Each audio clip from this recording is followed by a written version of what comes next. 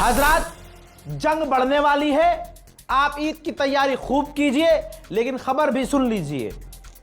Iran से जो हम उम्मीद कर रहे थे कि अब शायद ईरान रुक जाएगा या अब सीज फायर हो जाएगा, नहीं, अब ऐसा बिल्कुल नहीं होने वाला है, क्योंकि ईरान की एक और रेड लाइन को क्रॉस किया गया है। ट्रंप ने जो धमकी दी थी कि हम चाहें तो ईरान का पूरा बिजली घर पावर उड़ा सकते हैं, अमेरिका और इजराइल ने मिलकर, अमेरिका ने परमिशन दी, इजराइल ने बुशहर के शहर में जो ईरान का गैस फील्ड है, जहां ईरान के घरों के लिए, ध्यान से सुनिएगा, 80% बिजली बनती है और बिजली प्रोवाइड की जाती है, जो हमारे यहां कहलाता है बिजली घर। बुशहर में ईरान का सबसे बड़ा पावर प्लांट, जो पूरे ईरान को लगभग 80% ईरान को बिजली वही देता है, उस पावर प्लांट को इजराइल ने उड़ा दिया है। इजराइल ने कहा कि हमें अमेरिका ने परमिशन दी थी, तो सारे फसाद की जड़ आपको पता चल चुका है। अब आप समझ सकते हैं, बिजली घर उड़ा दिया। साउथ पारस गैस फील्ड ईरान की उड़ा दी गई है इजराइल के द्वारा। अब ईरान में बिजली बंद।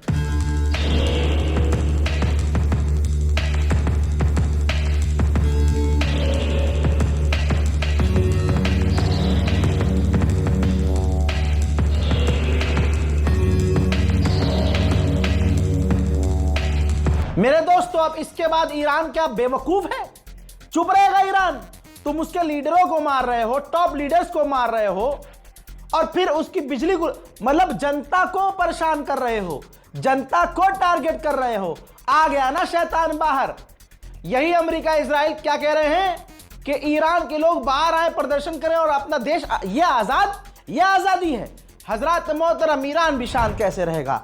ईरान ने अब अरबों को धमकी दे दी है कि अभी तक तो ईरान सिर्फ अमेरिका के एसेट्स को निशाना बना रहा था। अब देखिए, ईरान ने जारी कर दी है भाई वार्निंग। कतर का पेट्रोकेमिकल कॉम्प्लेक्स ईरान ने खाली करने का हुक्म दे दिया है।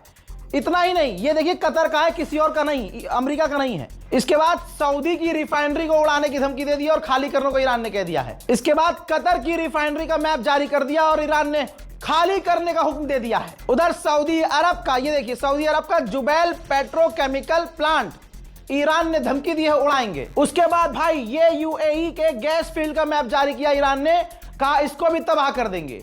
अब इसके बाद अरब का पेट खराब हुआ, अरबों को एहसास हुआ कि एक और बड़ी गलती हो गई। इसके बाद कतर के प्रधानमंत्री ने कहा है, तुरंत कह दिया है कि ये इजराइल ने बहुत बड़ी गलती कर दी, ये नहीं करना चाहिए था।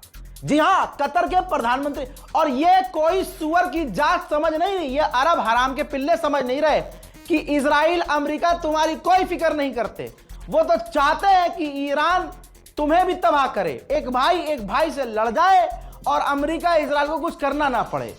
अगर ईरान की बात शुरू से ये मान लेते और तुरंत भले ही कह देते कि भाई 6 महीने के लिए अमेरिका के मिलिट्री बेस हमारे यहां से चले जाए, खाली कर दो, या यूं कहते कि जब तक ईरान से बातचीत नॉर्मल नहीं हो जाती, जब तक जंग बंद नहीं हो जाती, अमेरिका के मिडिल ईस्ट में सारे बेस खाली हो जाएं, भगा देते तुम, कम से कम इस तबाही से तो बच जाते। अब ईरान ने धमकी दी है कि अरबों को उड़ाएंगे, अरब की प्रॉपर्टीज को नुकसान पहुंचाएंगे। लो, उधर ईरान बिल्कुल चुप नहीं है। ईरान ने देखिए इजराइल की हाइफा रिफाइनरी को खाली करने का हुक्म दे दिया है कि इसको भी तबाह करेंगे। आप देखिए, अमेरिका इजराइल सेफ खेल रहे हैं और दुनिया को इस जंग में ढकेल रहे हैं। व्हाइट हाउस की प्रवक्ता ने कहा है कि अगर स्ट्रेट ऑफ हॉर्मुज खुल गया तो यूरोप और नाटो को ज्यादा फायदा होगा, हम तो इस्तेमाल ही नहीं करते। यानी जो अमेरिका कल तक कह रहा था कि हम बादशाह हैं, हम ये करेंगे, हम बचाएंगे, हम ये कर देंगे, वो दोस्तों अब अमेरिका पूरा पीछे हट गया है, तबाही मचा रहा है, ईरान को भड़का रहा है, अरबों को पिटवा रहा है ईरान से, और खुद पीछे हट गया है। मेरे दोस्तों, अमेरिकी सेनेटर ने क्या लिखा है? कहा कि अब तक हमने $22.8 बिलियन इस 18 दिन की जंग में खर्च कर दिए हैं। इस पैसे से हम मेडिकल दे सकते थे 6.8 मिलियन अपने बच्चों को, 2.6 मिलियन पब्लिक को घर के लिए पैसे दे सकते थे। हम ये पैसा जो हमारे यहाँ टीचर्स हैं उनको दे सकते थे, अच्छी तनख्वाह दे सकते थे, और स्टूडेंट्स पर पैसा खर्च कर सकते थे, लेकिन ट्रंप ने सब बर्बाद कर दिया। वहीं चाइना का आधिकारिक बयान आया है। चाइना ने कहा कि इजराइल को कभी यह नहीं कहना चाहिए कि वो सच बोल रहा है, क्योंकि वो सच नहीं बोलता, वो डबल पॉलिसी लेके चलता है, दोगला है, क्योंकि उसके पास खुद परमाणु है लेकिन वो बताता नहीं है, छुपाता है, लेकिन दूसरों को परमाणु के नाम पर हमला करके तबाह करता है। यूएई से आप क्या उम्मीद करेंगे? मैं पहले से कहता आया हूं, अभी थोड़ी ना कह रहा हूं, इस जंग से पहले कहता आया हूं कि यूएई उस मिडिल ईस्ट में नया इजराइल है। अब देखिए, यूएई के अधिकारी ने कहा है कि जो ईरान तमाम अरबों पर हमला कर रहा है, अब अरब देश इजराइल के और करीब होंगे।